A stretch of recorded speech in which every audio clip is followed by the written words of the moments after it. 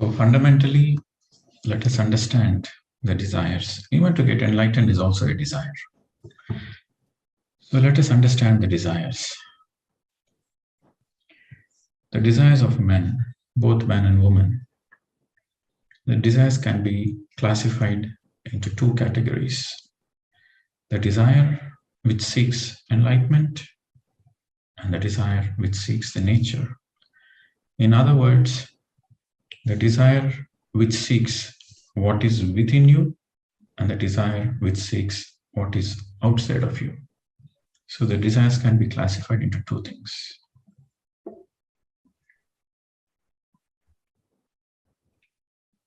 Go ahead, man. If you consider the soul evolution, right from the infant soul, baby soul, to an old soul, enlightened soul, every human go through this process. And in every stage, there are desires. In the beginning stages, the desires are the outside things. Desire for money, name, fame, pleasures, which is external to the man, which is in the nature. What is outside is what is in the nature. So in the beginning stages of the soul evolution, the desires are always external. And once all the external desires reaches a saturation point, a saturation is something that you are filled with it. For example, if you take a sponge and dip it in water, the sponge is saturated with water. The sponge is full of water. The sponge cannot take any more water because it is already full with it, saturated with it. So once the man in his infant soul, baby soul, young soul, mature soul, he has got with all the name and fame, with the possessions, with the power, with the authority, everything he has got, whatever he wants, but still something is lacking. So he got saturated with the external things. Then his longing to go within happens. Then the desire to seek the enlightenment happens. The beginning of the seeking of the truth happens when man is saturated with the external desires. So the desire for enlightenment, in other words, simply means the desire to know the self, the desire to know the truth. What is the ultimate truth? Or in simple words, this question starts coming in the human life. What am I? Who am I? Where do I come from? What is birth? What is death? What happens after death? What is this life? And why there are miseries in human life? And what is the source of the misery? Is it self-created, or is it destiny? Is it a karma, or is it some God who is designing all those things? Who is God? So these fundamental questions, when these fundamental questions pop up in the human, then he is looking to study his own self. So the study of the self is nothing but inner journey or enlightenment. So that is also a desire. The desire to know the truth, the desire to know who am I. So this is the desire where the answers are only from within. The questions are from the soul, but the answers also are from the soul. So this is an inner desire. So now the desires which seek nature are categorized into 5. Food, possessions, name and fame, power, and sex. So these are the 5 categories of desires which we are seeking from the nature, which we seek from the outside. So now when you are in the path of enlightenment, that means you want to know the truth. So that means there is a desire to know the truth. And when that desire to know the truth, the desire for enlightenment is there, then these desires which seek their nature, these desires of food, possession, name, and fame, they compete. They compete. So both the desires. So one, we have an internal desire to know ourselves. and the other desire is from the nature, the external desire. So when you begin the journey, the inner journey, then these external desires compete with the inner desire. Then this becomes challenging for our enlightenment journey. Once you understand what desires is blocking you, what are the traps, what are the illusions towards your inner journey, then you can come out of it. So the today's session is all about understanding what are the challenges in the path of enlightenment. Okay, so basically, the simple thing you need to understand is both the desires, they compete. Well, it all depends on which desire, the intensity is more. If your intensity of your inner desire, like the intensity of the desire to get enlightenment is more, then that takes the first step. But when that is taking the first step, then the desires from the external would like to compete your attention. So then that becomes a real challenge for a seeker of truth. So it is a quite interesting subject, what we are going to discuss today. So let us go in detail, step by step. The desire for the food. The desire for the food comes in many forms. It comes in cravings, or we have a certain addicted to a certain taste, or the taste buds, the pleasure we get for the taste buds, we eat certain foods. Or sometimes, we feel sometimes so empty inside. So to feel comfortable, we overeat the food. And, some of the common things we notice is like, we know that we go for a retreat, and the very purpose of going for the retreat is for self-realization or self-healing. But after going to the self-realization retreat, you complain that, there is no food, or the food is insufficient. But the very purpose you have enrolled for the retreat is for the detox, is for the self-realization, for the emotional detox, for the physical detox. But knowing there, after getting into the program, then the food cravings comes in. Then you say, it would have been good if they would have provided at least one meal. So this desire from the external in the form of food is complete desire to go within for the enlightenment. Okay, so that is one example, classic example. Let me give another example. Suppose somebody is practicing meditation and they become a vegetarian after 4 months of practice. And they have to attend social functions, marriages, parties. So even though they become vegetarian, even though they give up the eggs and garlic and all the things, but because when they go to the social functions, they see a favorite item, and even though they know that it has garlic, they say that, it's okay, it's my favorite item. Just once in a while you eat garlic, nothing happens. Or you go to some restaurants with your family and you choose like, it's okay, fine, once a while, no problem with garlic. Or some people, they get tempted with the pastas, with the pastry, with the cakes. Even though they know that they have egg in it, they say, it's okay.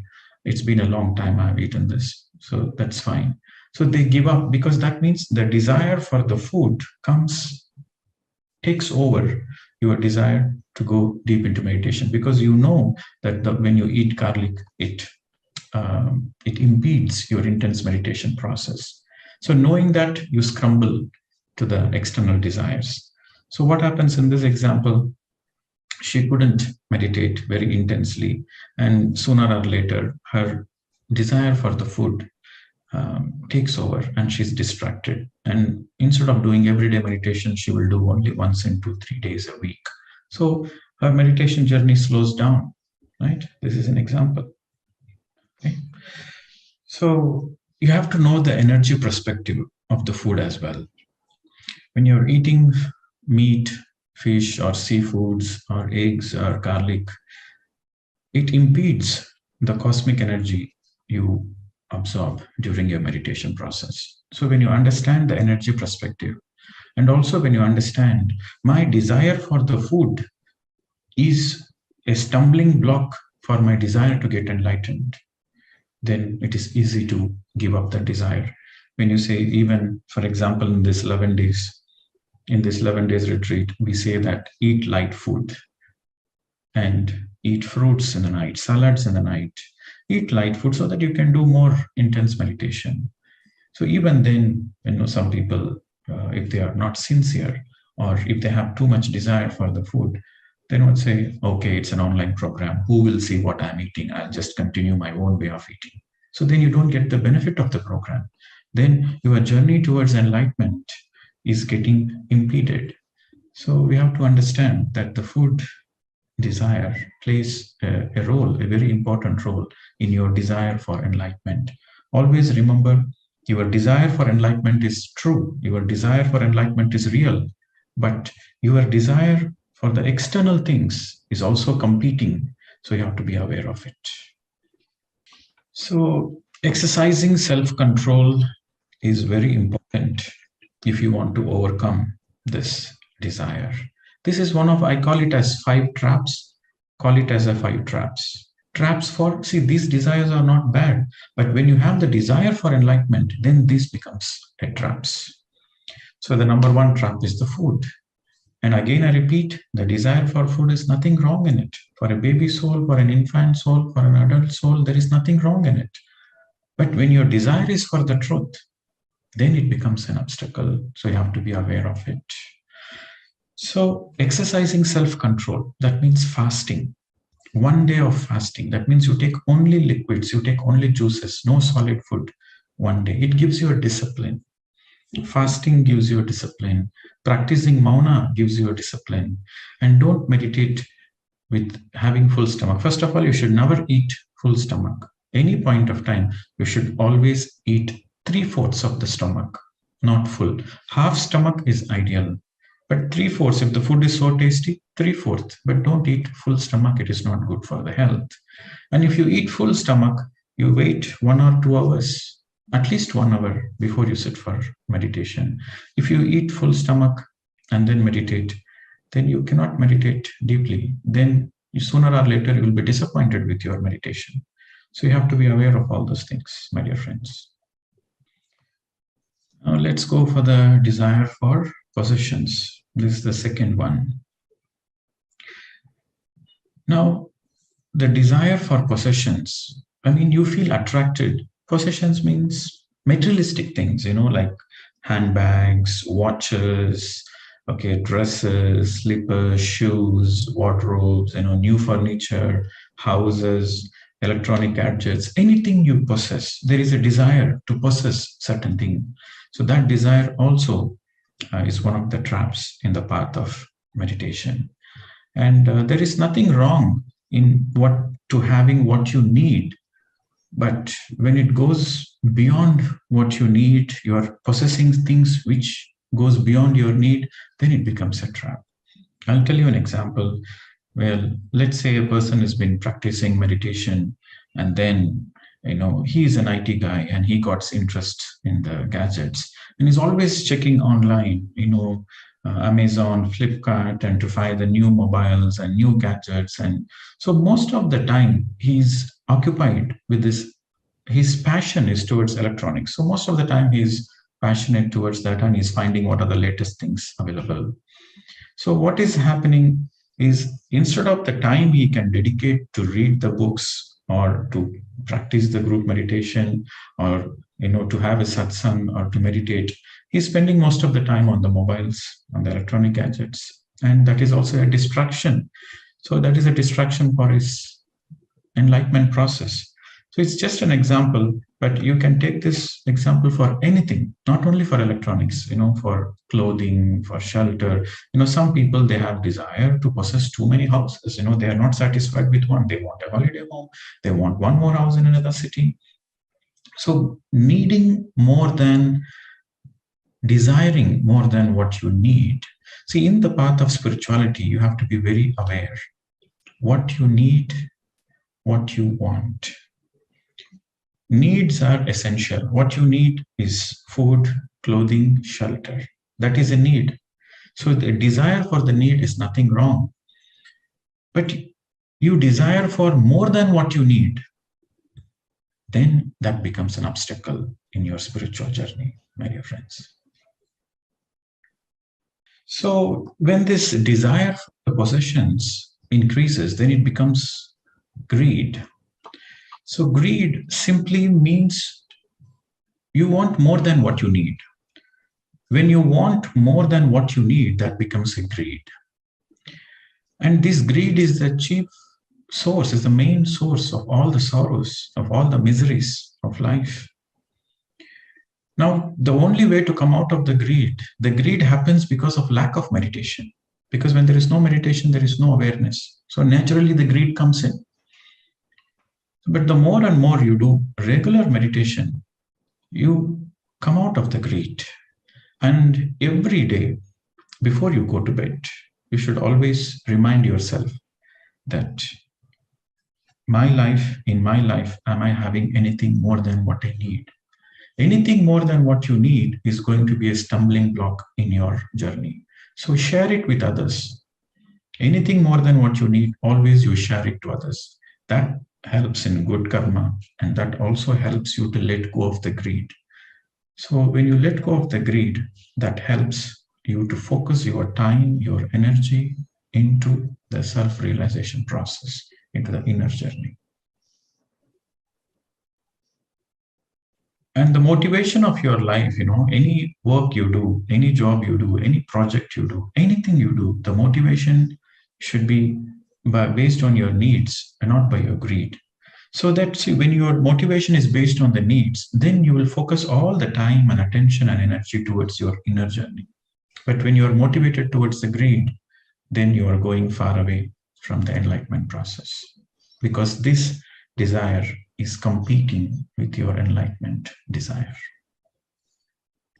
And also you have to remember the most important point, what Buddha has discovered. The greed is the reason for sorrow. Trishna, greed means Trishna. Trishna is the reason for suffering. So you have to remember that. Now, coming to the third one, the desire for fame, name. So this desire is linked to a personality, or in other words, it's your false I, or in other words, it's your ego. Ego is nothing but your feeling of your own identities. You feel you are something and you get attached to that feeling. That becomes your ego. That's your false I. So this desire for name and fame is linked to your ego. It's linked to your personality. So for example, we have many masks. We wear many faces. Like, we wear the mask of a father, a son, an employer, a businessman, a social service person, a teacher. We wear many masks. And these are all false identities. It's not our real I. It's not our true I. We're just playing a role. But when you get attached to that role, then you have certain priorities. Oh, I like this role. I like this personality. So then your desire to get acknowledged, or your desire to feel superior, your desire to feel special comes in. Then you are stuck in that false identity. Then you are stuck in the ego. So you have to understand these identities, what we have taken, these masks, what we have put. See, we all take social roles and responsibilities, but that is nothing but an empty bubble. That is not us. That is not the real identity. It is nothing but an empty bubble. So fundamentally, you have to understand that ego is rooted in ignorance. The more you are in ignorance, the more you are into ego. Ego is not something bad. But when you're ignorant about your true self, then you are stuck in your ego. But every day, every moment, you realize that I am an Atma. Yes, I play many roles, but I'm a soul. And my journey on the planet Earth, I have come to the planet Earth for self-realization, to know the ultimate truth of who am I. So when you have that awareness, then you are no more in ignorance. Then you are no more stuck with name, fame. Now, this can come in many forms. Sometimes people who are in the spiritual path, who have dedicated their life in this for the spiritual path, then they consider themselves to be spiritual teachers. They consider themselves to be, because they're wearing the mask of a spiritual teacher, and sometimes they get distracted with this name and fame. They make the flyers that with a lot of makeup and with a lot of special clothing, and they want to appear so nice and so good. They want to appear charming, and when they do the programs, they want to make sure it is reaching out to thousands and thousands of people. So they always check for how many views are there, how many likes are there, how many comments are there.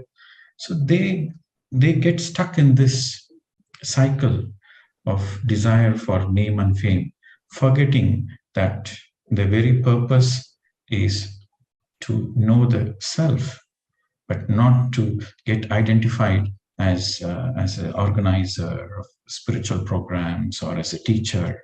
You should always be aware of the masks you are wearing. So then you are out of ignorance. Then you are no more in the empty bubble. Now let's go to the next one, the fourth one, the desire for power.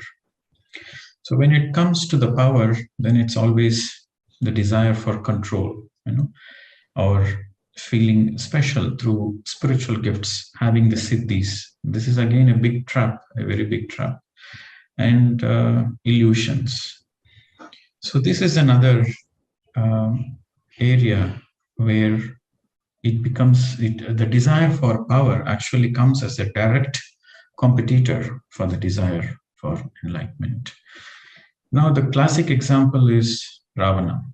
Ravana was a king. He was a great meditator. He's a learned scholar, and he's a devotee of Shiva. He had a lot of spiritual gifts, and but he had the desire for power and control. He had the desire that all the Panchabhutas should be under his control, and he should be the greatest.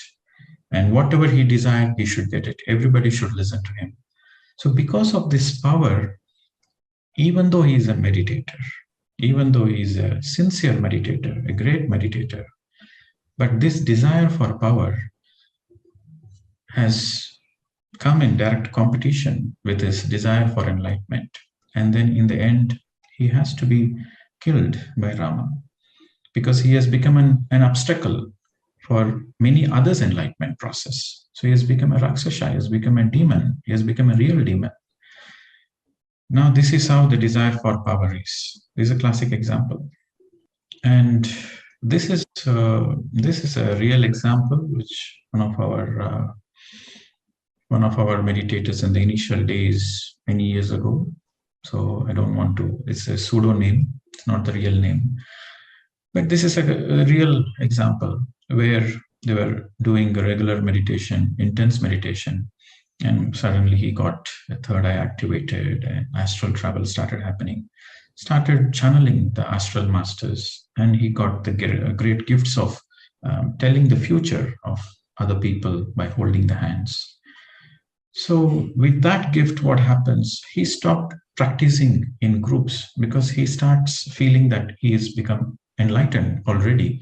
So I cannot be a simple student anymore. I have to take the role of a teacher. So what he did is he started doing his own individual sessions. He started having his own groups, and he started doing his own channeling sessions and messages. He started channeling messages of other masters and other people. Then he starts feeling to be very powerful, and he felt like he's the chosen one by the star beings, by the galactic command, and he has been chosen to help the humanity, and he starts feeling very special. And what happened was he got sidetracked with his spiritual gifts because he couldn't understand that the spiritual gift is nothing but an illusion of enlightenment. And he got distracted for his desire for enlightenment, got distracted with the gifts he received in the process of meditation. So before we go to the next one, I think this is very important to understand that when you are in the process of, when you make an attempt to know the truth, and when you start meditating, you will receive, everybody will receive a lot of gifts. But you should be very aware of these gifts, what we call it as power, because that comes to test whether you are sincere in your journey or not. That is a desire to feel very powerful, to help the whole humanity, to be a savior. These are all the real desires. But it is not a real help you are doing the humanity. There is a mask. You being a savior, and you want to help the humanity, and you want to help as many people as possible come into meditation through your channeling sessions and all those things. It is nothing but a trap. It is a spiritual trap to make you feel special and powerful, because deep down you feel very inferior. Deep down you feel very empty. And by projecting this power, you feel you are special. And this feeling special and this power is like, the example of Ravana is a direct competitor. Underline the word, is a direct competitor for the desire of enlightenment. So one has to be very aware. If you are having some siddhis in your meditation process, you're able to channel, you're able to speak light language, or you are able to open your third eye and see certain things, you can do astral travel, that's fine. But be aware that those gifts are nothing but your spiritual traps. Your focus should be only on the desire for enlightenment. So you should be very aware of this. And the final obstacle, the fifth one, is a desire for sex, opposite sex. So you have to understand that the soul is neither a male nor a female. The soul is androgynous. It's neither a male nor a female. But your desire to unite with your opposite sex comes because you have suppressed those qualities within you. So when you have suppressed those feminine qualities within you, you have the desire to have a sex with the female. If you suppress the masculine qualities, then the desire to have the sex with a male partner. So this desire fundamentally comes because there is something suppressed within you. And a man and a woman who have not experienced their soul essence, they feel very incomplete. So because they feel so incomplete, they have this desire. They have this compelling desire to merge with the opposite sex. And when this desire becomes uncontrolled, then it becomes lust. Now, so you have to understand that to get attracted to an opposite sex, there is nothing wrong about it. But you are feeling incomplete deep down. There is a compelling urge to have many, many partners. Then there is something wrong within you. You need to look into that. Then that is also a trap. So to have a healthy union, when you feel complete and you want to share your completeness, that is a healthy sex.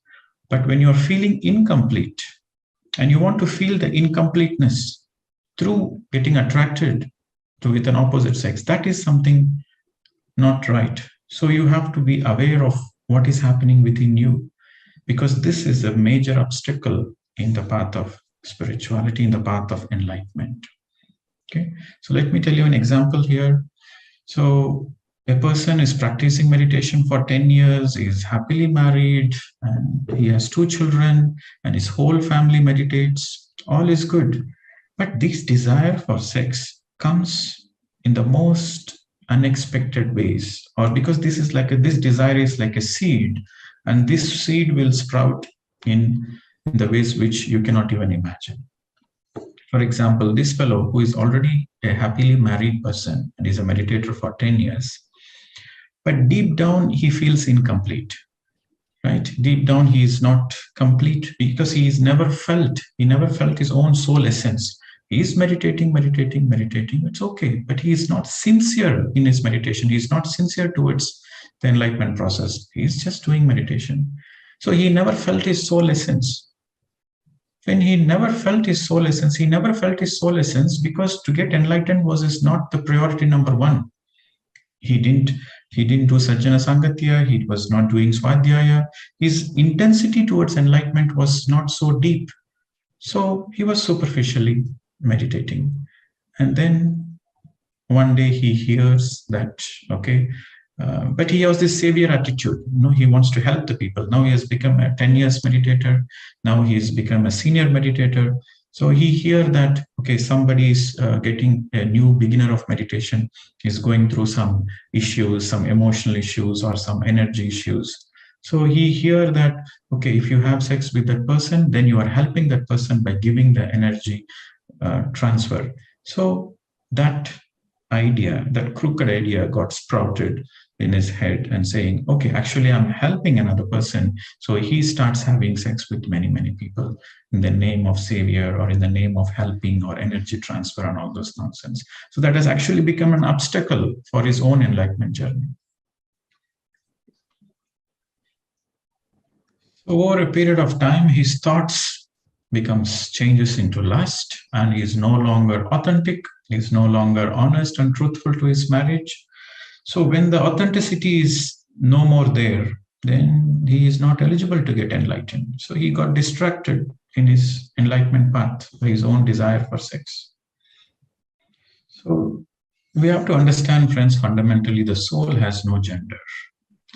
And we have to experience our essence of our own soul through meditation. Only through meditation it is possible to experience sincere, regular meditation, which helps you to feel your own essence. So when you feel your own soul essence, then you realize that it is beyond masculine and feminine, it is beyond the body. So when you are complete in that, when you're so fulfilled, then you will be involved in a happy sexual exchange. But when that incompleteness is there, then your energies tend to project outwards. You get easily attracted to opposite sex. In the path of this meditation journey, you will get easily attracted to the opposite sex. So whenever you get attracted to an opposite sex, you should tell yourself, I'm getting attracted to an opposite sex because I feel incomplete within. So by going outside and having sex with multiple people is not going to solve my problem. But by going more deeper in meditation, there is a possibility I can feel myself, and there is a possibility the desire will evaporate. So that is the right attitude. So you see in all those examples which I gave, so they got distracted by the desires which are seeking the nature, because the external desires, they compete with the internal desire, which is the desire to know the truth. So they got distracted. So these are the 5 distractions one has to be aware in the process of enlightenment. So always remember your true desire. We might have many, many desires. External desires are many, many. But our true desire, the core desire of the Atma, is to get enlightenment. That is the ultimate desire.